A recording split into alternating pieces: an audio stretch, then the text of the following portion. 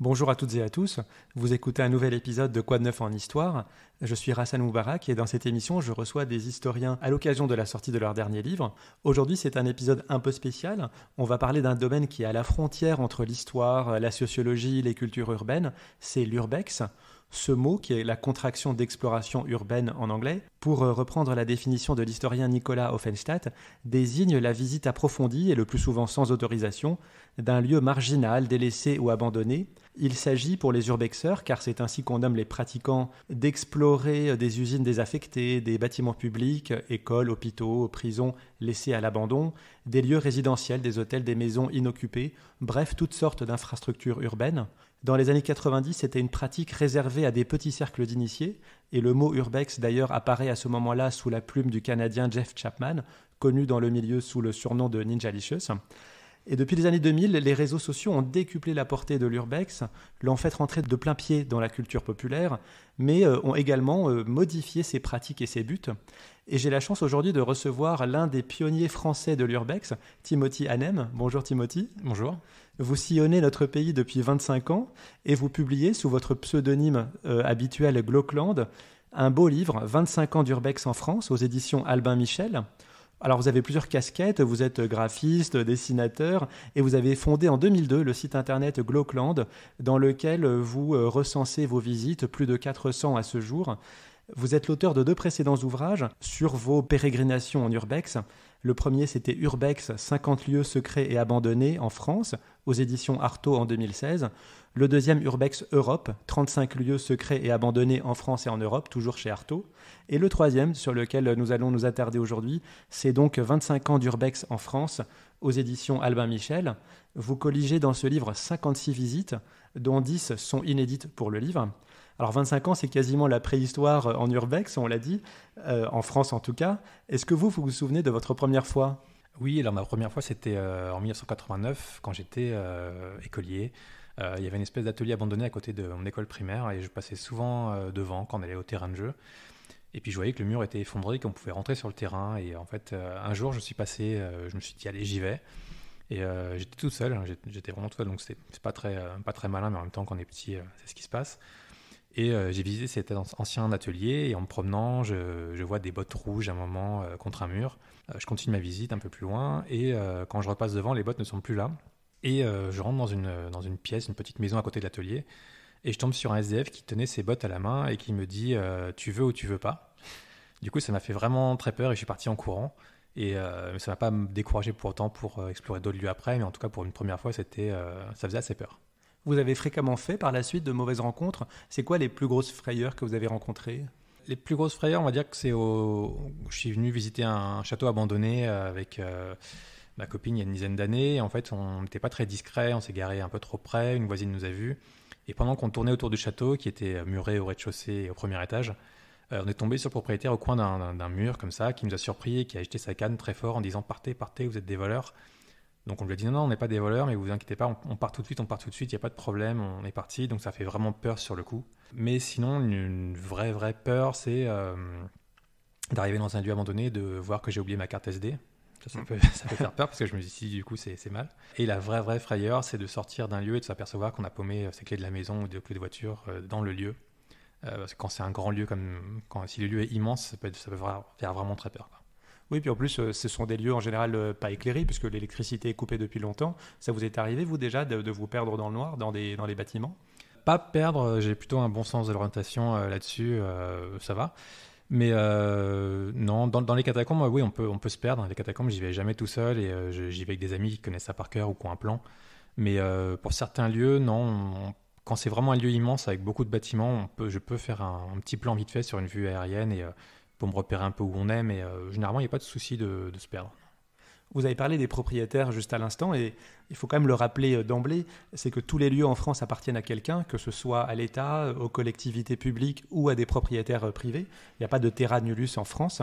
Et donc, est-ce que vous avez eu affaire à des gardiens de bâtiments ou de propriétaires pour lesquels vous avez eu maille à partir ? Alors, ça m'est arrivé de tomber sur des gardiens plusieurs fois. Et en fait, c'est vraiment à la tête du client. Et donc moi, je suis tombé une fois sur un vigile à la papeterie d'Arblay, qui a été rasé depuis, qui était content de me voir en fait, parce qu'il a vu que je faisais des photos. Il m'a dit, si vous voulez, je vous accompagne, je vais vous montrer là où il y a les meilleurs endroits où faire des photos. Donc c'était très sympa. Mais on peut tomber aussi à l'inverse sur un gardien qui n'est pas du tout content et qui va vraiment faire des pieds et des mains pour appeler la police et qu'on se fasse contrôler, ce genre de choses. En même temps, il fait que son travail, donc il n'y a pas de souci. Mais c'est vraiment à la tête du client et selon l'humeur des gens. Puis à partir du moment où on ne sauve pas, généralement, ça se passe plutôt bien. Oui, alors justement, si vous rencontrez la police, il faut surtout pas fuir, c'est ça? Ah bah oui, clairement, il faut rester sur place, il faut sortir ses papiers, il faut dire je fais des photos, faut répondre oui à toutes les questions qu'on nous pose. Qu'est-ce que vous faites là? C'est pas abandonné? Oui, on pensait que c'était abandonné. Voilà, vraiment l'idée c'est de jouer la personne naïve et ça se passe très bien, quoi. La pratique de l'urbex, elle peut avoir plusieurs finalités. Ça peut être l'aventure, hein, l'exploration pour elle-même. Ça peut être aussi documenter la mémoire d'un lieu, un travail finalement historique et archivistique. Vous, quelle est votre vision de votre activité? Qu'est-ce qui vous pousse à faire de l'urbex? Au départ, c'était vraiment pour le côté mettre des photos sur Internet et les montrer aux amis qui sont un peu loin, qui sont éloignés et qui, comme ça, ils peuvent les voir. Et puis après, c'est vrai qu'au fur et à mesure de mes visites, j'ai vu que certains lieux étaient rasés au fur et à mesure. Et j'ai commencé à recevoir des mails de gens qui me disaient c'est cool que tel lieu soit encore vivant sur Internet, il reste une trace. Des mails venant de gens qui ont soit vécu dans le lieu ou des gens qui l'ont connu abandonné et qui sont les deux en tout cas tristes que ça ait disparu et qu'au moins qu'il reste une trace. Donc là je me suis dit que c'était intéressant cette idée de garder une trace de ces lieux que tout le monde connaît, tout le monde passe devant, mais que finalement personne ne connaît parce qu'en fait il n'y a pas d'histoire vraiment écrite de ces lieux. Et j'ai commencé comme ça à les documenter et au fur et à mesure des mails que je recevais de gens qui me disaient que c'était sympa de faire un travail d'archive, ça me motivait pour continuer un peu plus à documenter l'histoire de ces lieux. Alors toujours dans une certaine mesure, puisqu'on ne peut pas dire où ils sont, pour des raisons de sécurité et en plus vis-à-vis des propriétaires, mais de garder en tout cas une trace photographique. Et du coup, quand un lieu après est rénové, c'est super de pouvoir mettre à jour la page sur le site et de dire le vrai nom du lieu et de raconter toute son histoire, parce que très souvent on a beaucoup de billets en réserve, mais on peut pas tout dire, sinon ça grillerait le lieu complètement. Mais une fois que là c'est démoli ou réhabilité, là on peut vraiment faire une page historique sur un lieu et c'est vraiment intéressant de montrer ces lieux que tout le monde connaît mais que finalement personne connaît en fait. Chaque visite de lieu dans votre site et dans le livre s'accompagne évidemment de photos et puis de commentaires, un guide de visite. Et l'originalité du livre, c'est que vous avez choisi de créer un texte imaginaire qui aurait été écrit par l'un des occupants du lieu. Pourquoi cette idée ? J'ai eu cette idée en fait pour rendre hommage aux gens qui ont visité ces lieux, parce qu'en fait au fur et à mesure des mails que je recevais, comme je le disais tout à l'heure, de gens qui ont connu ces lieux, je me suis dit quand même l'urbex, ça c'est pas que des bâtiments abandonnés, c'est aussi des gens qui ont vécu dans ces lieux, des gens qui ont vécu dans des châteaux, qui ont travaillé dans des usines ou en hôpital ou dans des colonies de vacances. C'est vraiment c'est pas que de la brique et du béton et du bois, c'est aussi des gens. Et je me suis dit je vais raconter l'histoire de ces lieux, mais en me mettant du point de vue d'une personne qui a vécu sur ce lieu. Donc en fait c'est un texte fictif, mais pas si fictif que ça, parce que je raconte vraiment l'histoire du lieu telle qu'elle aurait pu être racontée dans le lieu. Alors c'est un petit peu romancé de temps en temps, mais par exemple pour le domaine des 3 colonnes, le texte fictif sur la gamine qui revient après la guerre et qui voit le lieu manoir pillé, c'est complètement réel en fait. J'ai juste modifié le prénom. C'est une vraie conversation téléphonique que j'ai eue avec une personne qui a vécu sur place. C'est pareil pour 2-3 autres lieux où j'ai envoyé les textes à l'avance à des personnes qui ont vécu dedans, en leur disant ça va, je raconte pas trop de bêtises, et ils me disaient bah là, il faut juste modifier ceci et cela. Mais en gros c'était réel. Donc c'est vraiment l'idée de rendre hommage, de faire parler les gens, parce que souvent quand on voit ces lieux, on se demande comment c'était avant. Là je me suis dit allez on y va, premier degré. Je vais raconter comment c'était avant. Alors peut-être que c'est faux pour certains lieux ou que c'est pas exactement, c'est pas un peu inexact. Mais en tout cas, il y a cette démarche de faire parler les gens et de me mettre surtout en retrait, parce que les 2 premiers livres c'était beaucoup je visite, j'explore, je visite. Là, je me suis dit c'est bon, j'ai un peu fait le tour de parler à la première personne de ces lieux. Je vais laisser parler les autres. Et puis au niveau de la variété des textes, c'est quand même vachement plus intéressant de faire parler différentes personnes, différents sexes, différents âges, différents métiers. Enfin, socialement, je trouve ça vraiment très intéressant. Est-ce que c'est vous qui retrouvez les anciens occupants dans une démarche documentaire finalement historique, reconnaître l'histoire du lieu, ou est-ce que vous publiez une première version de vos recherches, de vos visites, et ensuite les anciens occupants reconnaissent le lieu et vous contactent ?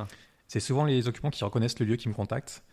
Et d'ailleurs, je me rends compte que si je mettais les vrais noms des lieux, ce que je peux pas faire, si je mettais les vrais noms, j'aurais beaucoup plus de gens qui me contacteraient puisque le site serait mieux référencé et les gens taperaient un nom d'un lieu, d'un château et tout de suite ils tomberaient sur mon site.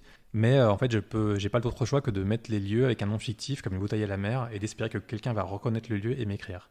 Et ça arrive de temps en temps. Et des fois, c'est un échange téléphonique, des fois c'est par mail. Des fois, je reviens visiter le lieu avec la personne qui l'a connu quand il n'était pas abandonné.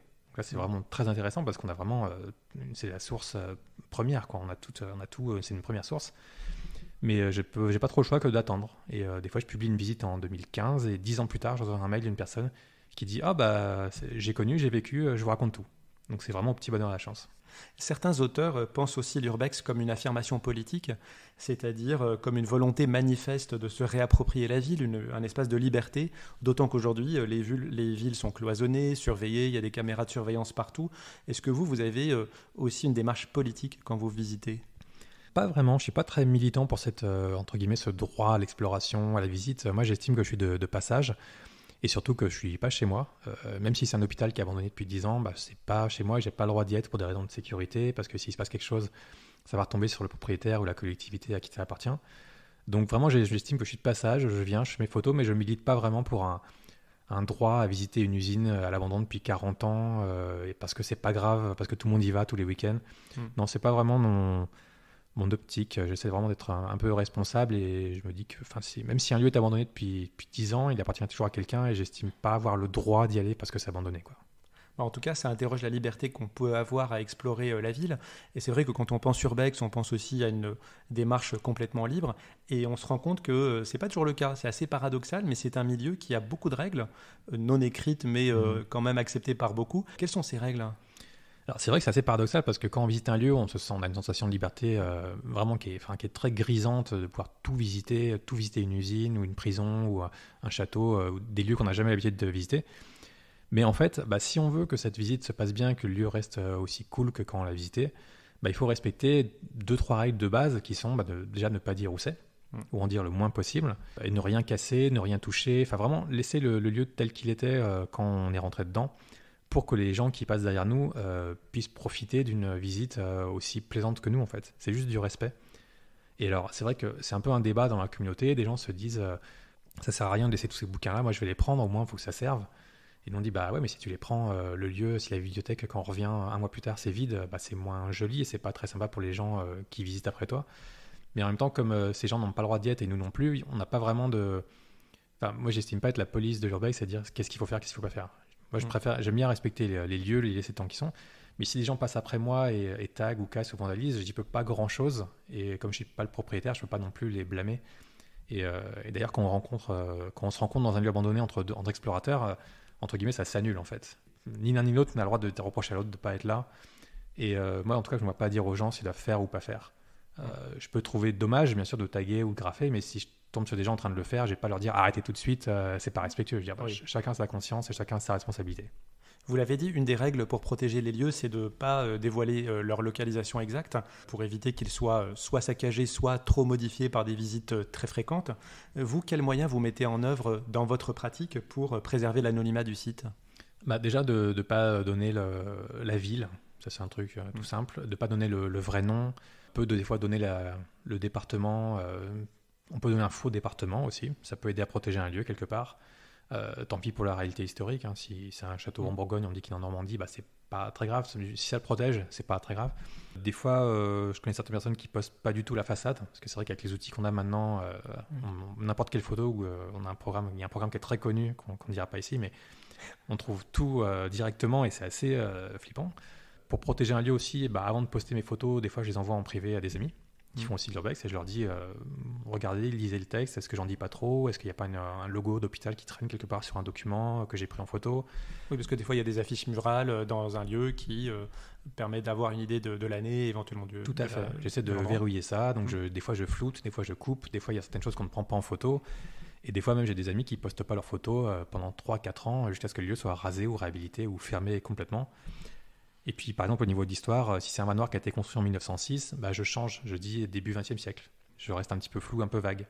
Mais c'est vrai que ça devient de plus en plus compliqué de protéger les lieux maintenant. Oui, alors moi j'ai fait quelques expériences à partir de votre livre, mais on peut faire ça à partir de n'importe quelle source.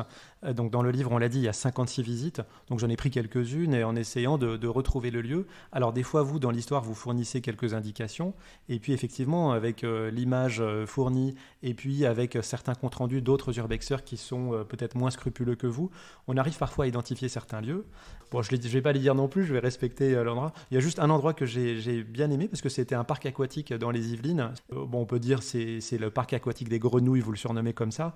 Et moi, ça m'a rappelé mon enfance parce que je l'ai connu quand il était encore en activité. Voilà. Mais je me suis demandé, en fait, est-ce que quand même...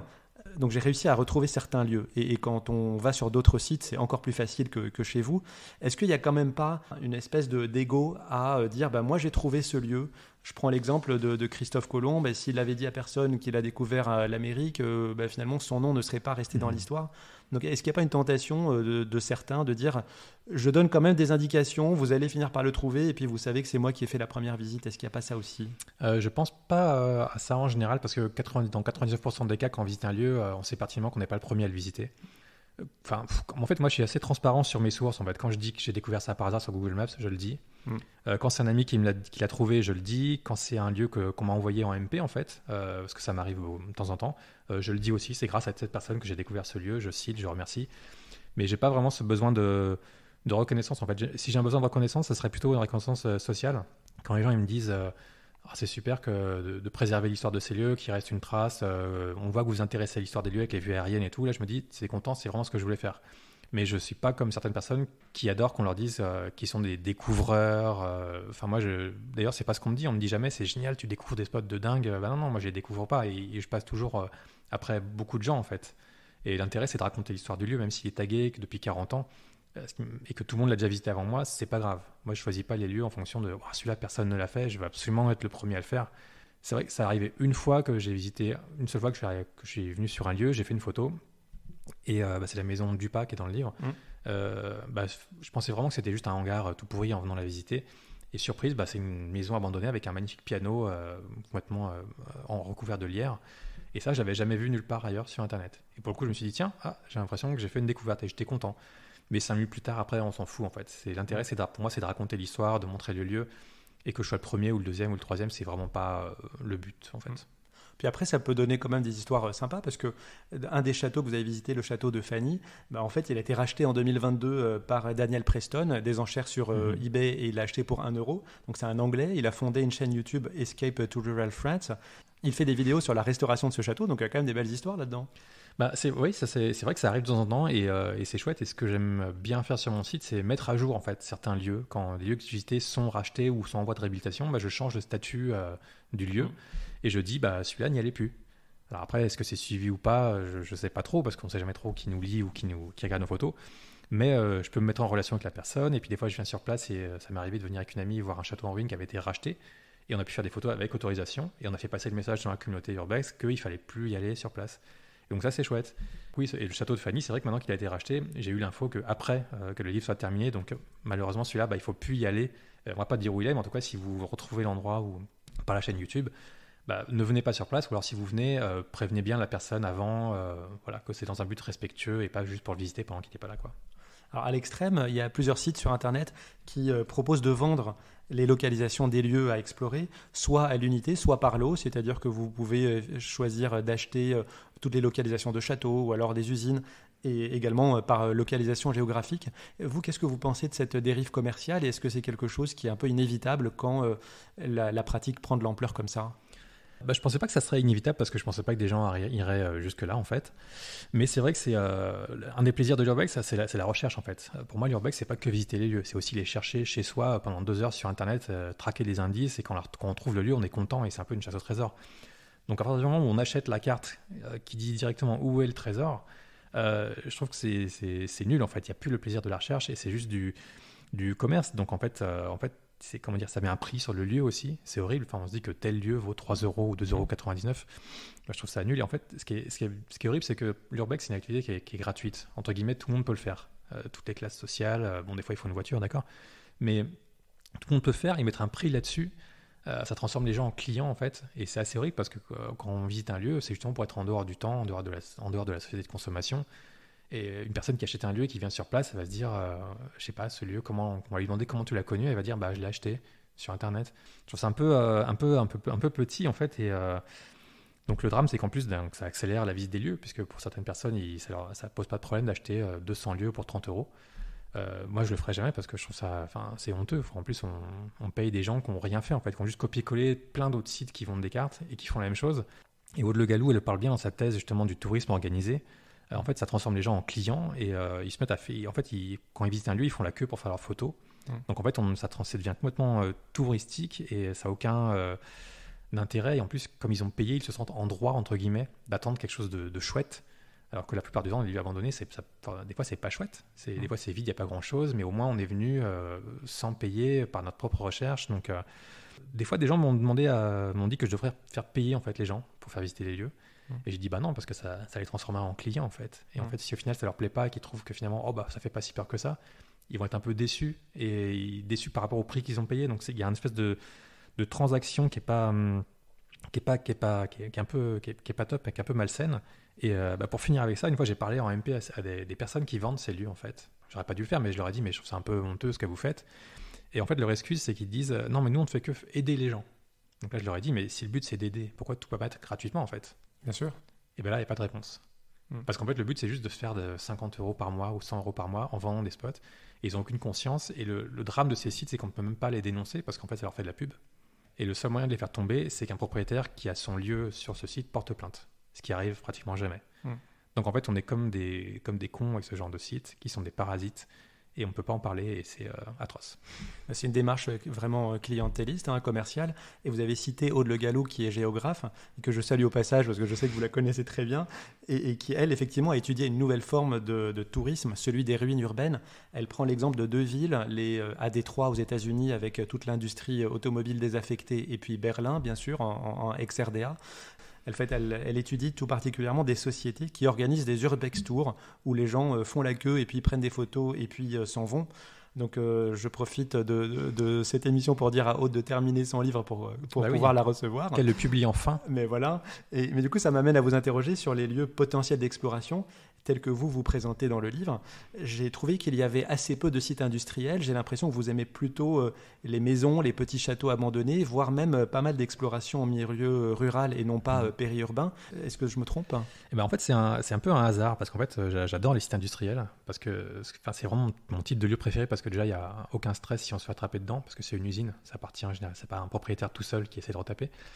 Et on visite dans des usines des choses qu'on n'a jamais l'habitude de voir en fait. On se pose tout le temps plein de questions, on arrive dans une pièce, on fait qu'est-ce qui se passait ici, à quoi ça servait l'imagination travaille beaucoup et quand on se renseigne, on apprend vraiment beaucoup comment les choses sont faites. Et donc vraiment les lieux industriels, j'adore ça. Mais c'est vrai que dans ce bouquin-là et même dans les deux autres, il n'y en a pas tant que ça. Parce qu'en fait, je voulais pas trop plomber l'ambiance avec des histoires de licenciements, de plans sociaux, ce genre de choses, parce que les usines, quand elles ferment, c'est souvent très triste. Donc c'était vraiment... c'était pas pour plomber l'ambiance. Et c'est vrai que des fois, il n'y a pas grand-chose à raconter non plus. Alors qu'un château, ça peut être un château privé, mais ça peut être aussi une colonie de vacances. On peut raconter l'histoire d'un fantôme qui habite dans le château, c'est un peu plus varié. Donc oui, c'est vrai, il y a moins d'usines, mais c'est vrai qu'il y a dans le bouquin, mais c'est vrai qu'il y a moins de choses à raconter en fait finalement. C'est toujours des histoires d'ouvriers malheureusement, parce que c'est un lieu qui est très fonctionnel et c'est difficile de sortir de ça en fait, de ce cadre-là. Donc j'ai mis l'usine Renault parce que c'était un lieu symbolique. J'ai mis d'autres sites, mais c'est vrai que en version texte, c'est pas le lieu qui s'y prête le plus, je pense. On voit dans les commentaires que vous fournissez dans le livre que parfois vous revisitez certains sites. Qu'est-ce qui vous amène à ça ? C'est des amis qui vous ont dit « tiens, le site a changé » ou alors vous apprenez qu'un site va être démoli donc vous faites une dernière visite ? Ou est-ce que le fait de faire plusieurs visites successives finalement vous apporte un regard différent à chaque fois ? C'est vrai que quand on apprend qu'un lieu va être rasé, on peut y aller rapidement pour essayer de le documenter une dernière fois et essayer de photographier des choses qu'on avait oubliées. Mais des fois j'aime bien aussi, alors quand c'est pas trop loin, documenter quand il y a plusieurs saisons. Et par exemple, il y a un lieu dont je parle souvent, c'est le domaine des Trois Colonnes. En automne, il est magnifique. Sous la neige, quand ça existait, la neige, il était magnifique à visiter. En été, il est beau. Au printemps, il est beau. Et en fait, c'est une manière de montrer que ces lieux qui sont paradoxalement morts, en fait, sont très vivants, puisque la nature continue de vivre en fait autour.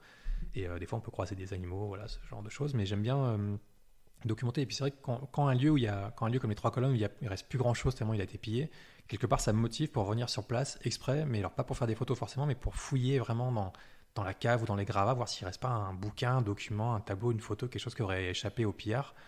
Et essayer de trouver quelque chose parce que c'est vraiment un lieu où on ne trouve plus grand-chose et du coup, ça me motive pour chercher en fait.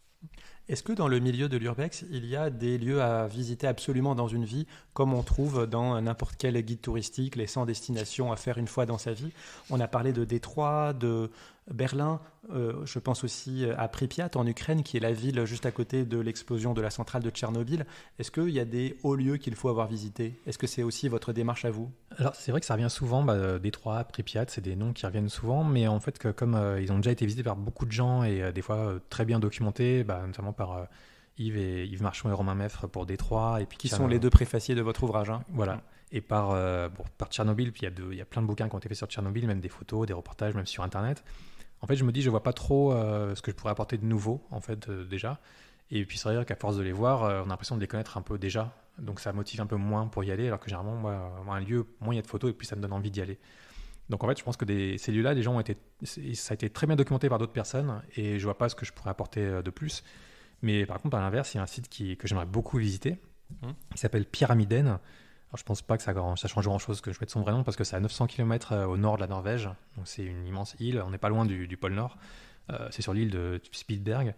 Et en fait, c'est une ancienne... Même si vous donnez oui. la localisation exacte, les gens vont pas forcément y aller. Voilà, moi, j'ai vu qu'une seule personne poster des photos de ce lieu, donc c'est vraiment très compliqué.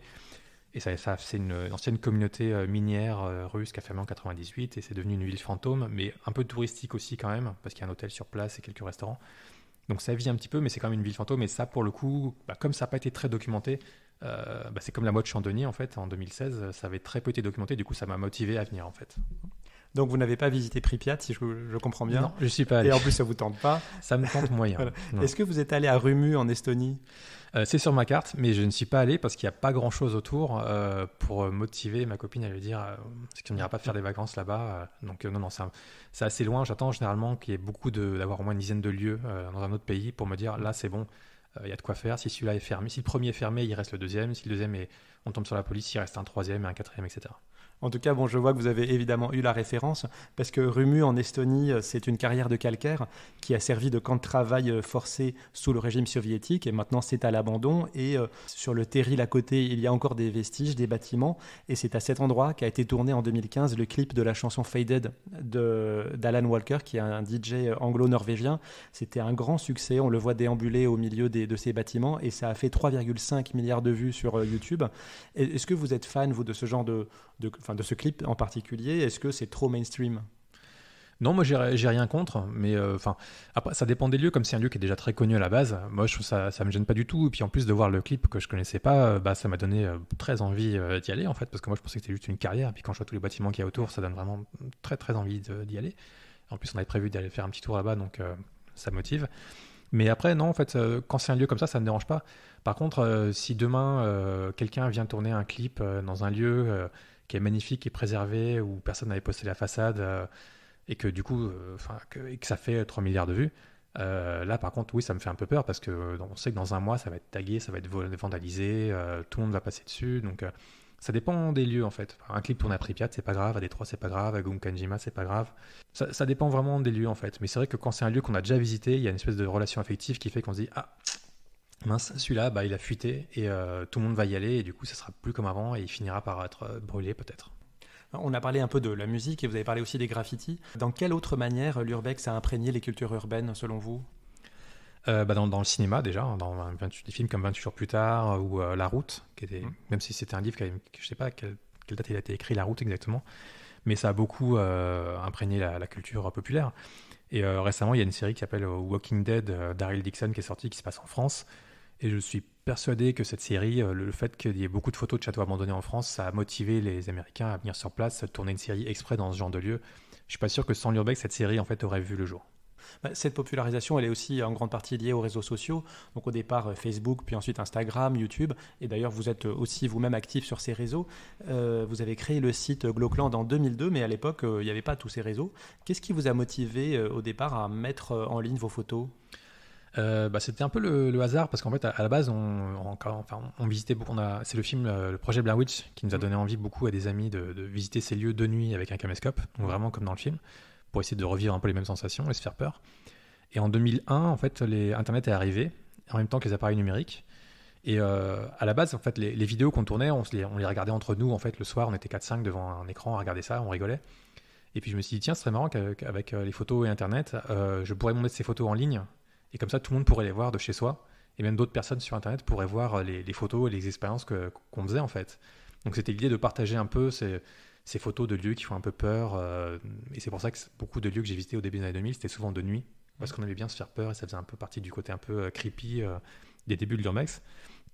Donc, en fait, voilà, pourquoi publier? Pour montrer tout simplement d'abord aux amis, en leur envoyant l'adresse du site. Et puis après, j'ai vu que d'autres personnes qu'on ne connaissait pas, commencer à voir le site et envoyer des mails. Ah, c'est sympa ce que vous faites, c'est super, donc continuez. Donc, c'est un peu motivé comme ça à continuer, quoi. Aujourd'hui, votre site Glowcland, eh bien, il est fait de manière assez particulière et que moi j'aime beaucoup. C'est-à-dire que sur la page d'accueil, en fait, c'est une vue aérienne, comme une photo, qui montre une boucle de rivière. Et puis là-dessus, on a des pointeurs comme sur Google Maps. Et quand on clique dessus, eh bien, on est renvoyé vers des sites à explorer. Vous, dans votre pratique, qu'est-ce que ça a changé d'avoir des réseaux sociaux et puis les progrès techniques aussi de la photo? Est-ce que ça a modifié votre façon d'explorer? Ça a modifié dans le sens où, avec les réseaux sociaux, le site a été plus connu qu'avant. Et du coup, quand on est beaucoup plus suivi, on fait un peu plus attention à ce qu'on poste et aux indices qu'on peut laisser filtrer ou non. Donc ça a changé ça en fait, de faire un peu plus attention qu'avant. D'ailleurs, au tout début des années 2000, on mettait les vrais noms des lieux sur mon site. Enfin, on en parlait avec Yves Romain l'autre jour, on était complètement inconscient, on mettait le vrai nom, photo de l'usine Renault sur l'île Seguin, sans se douter que des gens pourraient y aller et être blessés ou même mourir. Mais c'est vrai qu'au fur et à mesure de l'évolution de l'urbex avec les réseaux sociaux, quand on voyait beaucoup plus de gens qui étaient assez jeunes faire pareil que nous, alors qu'on avait déjà la trentaine, la quarantaine par là, on disait on a peut-être une sorte de responsabilité et on va faire beaucoup plus attention, on va mettre des noms fictifs partout, on va pas dire où c'est, on met pas les noms des villes. Et puis après voilà, quand on a vu avec YouTube et surtout les vidéos que beaucoup de gens visitaient des lieux, que dans les commentaires tout le monde mettait les noms des villes, ah oui je connais, c'est pas très loin de ceci, cela, on s'est dit ça va être compliqué de préserver ces lieux. Et c'est pour ça que sur ma page Facebook, dès qu'il y a un nouveau commentaire qui est posté, j'ai pas une larme d'angoisse qui perle dans le dos, mais je me dis, j'espère que c'est pas quelqu'un qui va dire ah oui je connais, c'est à côté de tel village, machin. Donc c'est pour ça que j'ai mis des filtres en fait sur ma page. J'ai rempli plein de mots-clés, de noms de villes où sont les lieux, qui font que si une personne dit ah bah je connais, c'est à Fresnes, bah, son commentaire apparaîtra masqué, sauf pour elle. Personne ne pourra le voir sauf cette personne. Et au moins ça préservera un petit peu. Et je pourrais lui envoyer un message en lui disant écoute, tu fais ce que tu peux, retirer ton commentaire, parce qu'il ne faut pas le dire, parce que c'est dangereux pour le lieu. Mais donc ouais, c'est plein de petits verrous qu'il faut mettre en place, en tout cas sur Facebook. Et par exemple sur Twitter ou sur Instagram, c'est un peu plus compliqué de verrouiller sa page, quoi. Si on efface un commentaire, la personne elle peut très mal le prendre. Et c'est après à nous de se justifier en disant bah oui, mais c'est pas juste bête et méchant, c'est pour protéger le lieu. Donc il y a un peu de pédagogie à faire, ça ne me dérange pas de le faire. Mais on a vraiment une grande responsabilité vis-à-vis des lieux qu'on visite. Ouais. Vous avez une idée aujourd'hui du nombre de personnes qui font de l'urbex de manière occasionnelle? Pas du tout. Il n'y a pas d'amicale de l'urbex, il n'y a pas de syndicat. Non, c'est vraiment dur, mais j'imagine qu'il y a au moins 500 groupes, déjà, de grands groupes Facebook. Mais après, c'est difficile parce qu'un groupe qui contient 1000 personnes, ça peut être 900 personnes qui regardent et juste 100 qui postent et qui visitent. Donc c'est vraiment très dur de savoir. En fait, c'est impossible. Dans le livre, on l'a dit, il y a 56 lieux visités. Vous avez une préférence, vous, enfin un coup de cœur, un endroit qui vous a particulièrement marqué? Je vais encore parler du domaine des Trois Colonnes, mais oui, je suis un peu amoureux de ce lieu par rapport à son histoire, sa richesse. C'est quoi son histoire, on peut le dire peut-être? Sans trop en révéler, on peut dire oui, c'est un manoir à l'anglaise qui a été construit par un sénateur au début du XXe siècle. Et en fait, il est resté que 7 ou 8 ans sur place. Et après, il est parti parce qu'il avait été élu sénateur dans l'Est de la France. Et une famille juive s'est installée sur place qui a vécu une dizaine d'années. Et les nazis sont arrivés et ont viré cette famille. La moitié est morte en déportation. Et ensuite, à la fin de la guerre, les Américains ont repris le contrôle sur le manoir. Et après, ce fut le tour de la résistance française. Et en fait, tout le monde s'est servi sur place. Donc le lieu a été vraiment pillé. Et il y a un côté vraiment tragique dans cette histoire de manoir qui avait été très documenté au début du XXe siècle. Il y a au moins une trentaine de cartes postales officielles qui existent, qui montrent le lieu, qui était vraiment magnifique. Et de voir qu'il a été pillé, en fait, c'est très triste. Et le fait d'avoir pu discuter avec une personne âgée aujourd'hui, qui avait 8-10 ans à l'époque, dans les années 50, ça crée un espèce de rapport affectif au lieu qui fait qu'on s'y attache. Et comme j'ai visité en automne, en hiver, au printemps, je suis un peu attaché. Et c'est vrai que j'aimerais beaucoup raconter l'histoire complète de ce lieu. Mais même si beaucoup de gens mettent la ville parce qu'ils estiment que c'est une ruine et que c'est pas grave, moi je m'interdis toujours de le dire. Et je le dirai vraiment à la fin, quand ça sera rasé en fait. Mais donc c'est un peu un lieu, un coup de cœur. Mais j'aime bien. Et que devient-il ce lieu? Est-ce qu'il y a des projets de réhabilitation, comme on a vu avec le château, ou est-ce qu'il appartient à la ville? Il a été racheté par la ville. Enfin, il avait été racheté par un propriétaire qui habitait Nice en 2016, qui comptait le raser et le refaire à l'identique. Finalement, ça s'est pas fait. La ville l'a récupéré en 2018. Et après, elle a rasé le petit château qui était juste à côté, parce qu'il était vraiment, on pouvait pas le sauver. Et le but, c'était de construire des pavillons à la place. Ça s'est pas fait. Ça s'est fait au sud du domaine, pas à l'endroit du château. Mais il reste toujours le grand manoir qui pourrit, et qui finira par s'effondrer lui-même. Et je crois que la ville attend que ça, en fait. Parce que ils n'ont pas les moyens de. Ils n'ont pas envie de dépenser de l'argent pour le raser, j'imagine. Et plusieurs fois, j'ai contacté la mairie pour dire moi, j'ai acheté des magazines qui datent du début du siècle où on voit les photos de ce manoir, des photos vraiment inédites et super belles qui font des fois. Qui sont grandes, qui font 40 cm par 30. Est-ce qu'on pourrait pas organiser une expo là, pour les jeunes du patrimoine dans la mairie? Et jamais eu de réponse. Et c'est un peu dommage. Donc, ouais, la mairie s'intéresse très peu à l'histoire de ce manoir, mais c'est le cas de beaucoup de lieux abandonnés en fait. Il y a plein de petits villages qui ont un lieu sur place qui est en ruine et ils n'ont juste pas les moyens de s'en occuper en fait. C'est toujours une question d'argent. Et est-ce qu'il y a des tentatives de réhabilitation? Alors, je pense par exemple au loto du patrimoine, ça peut être aussi une source de financement. Et est-ce qu'il y a parfois des mairies qui peuvent vous contacter pour mettre en valeur leur site? Enfin, ils savent qu'il y a un site abandonné chez eux et en disant venez faire un reportage et puis peut-être que ça attirera un peu l'attention. Est-ce qu'il y a une prise de conscience? Pas vraiment, mais par contre, une fois, j'ai été contacté par les pouvoirs publics parce qu'ils allaient raser un lieu industriel qui est dans mon deuxième livre, c'était le domaine de Corbeville. Donc, comme il est rasé, c'est pas grave de le dire où il est. Et en fait, ils ont dit on va raser ce lieu-là. Et en fait, pendant le chantier, on va mettre une palissade tout autour du site et on aimerait imprimer vos photos qui montraient comment c'était dedans et les afficher comme ça sur une palissade, une vingtaine de photos. Comme ça, les gens qui passent devant, ils connaîtront un peu mieux l'histoire du site qui était là avant. Et là, ça a pu se faire. Et c'est vraiment très chouette de participer à un truc un peu officiel. Et voilà. Mais sinon, oui, il y a un manoir qui a été racheté, qui est très connu, c'est le manoir Burrus, dans l'Est, qui passe tous les soirs sur M6, maintenant dans le château de mes rêves. Et il a été réhabilité, et du coup, je suis en très bon contact avec les personnes qui ont racheté ce lieu, puisque moi, je l'ai visité en tant qu'urbex, mais du coup, j'ai fait passer le message, comme plein d'autres, que c'était plus un lieu abandonné. Et je pense qu'un jour, j'y passerai, si j'ai le temps, pour participer à des chantiers de rénovation, parce que c'est chouette de voir des lieux revivre.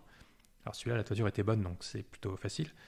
Mais pour certains lieux, oui, beaucoup de lieux sont rachetés, souvent, on voit ça, mais ça donne rien en fait.